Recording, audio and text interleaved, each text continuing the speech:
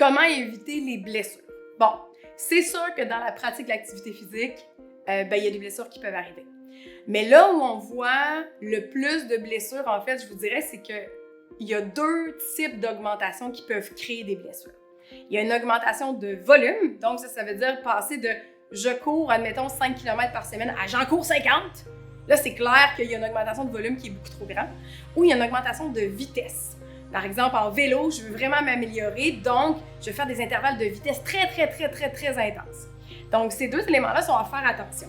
Puis, il y a aussi des sensors, ou plutôt, il y a aussi des capteurs sensoriels dans nos muscles qui vont nous indiquer que des fois, on va trop loin. Mais ça, il faut être capable de les écouter.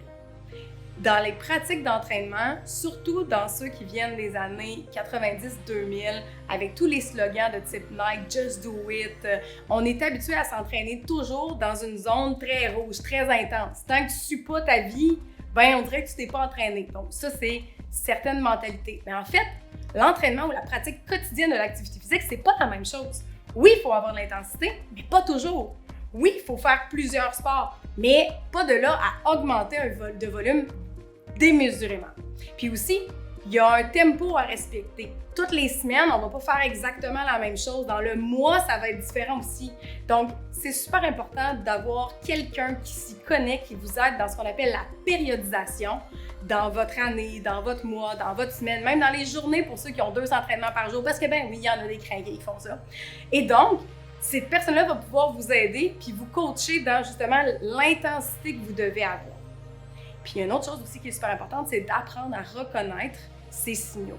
La pleine conscience, ou du moins la conscience corporelle, peut vraiment nous aider à comprendre un peu quels sont les signaux que notre corps nous envoie pour éviter les blessures. Au-dessus de ça, il y a aussi le fait de s'écouter. Des fois, on est trop fatigué, des fois, on n'a pas assez dormi, des fois, on a un gros rush au travail. C'est correct de manquer une séance d'entraînement, c'est correct d'avoir une semaine avec un plus petit volume.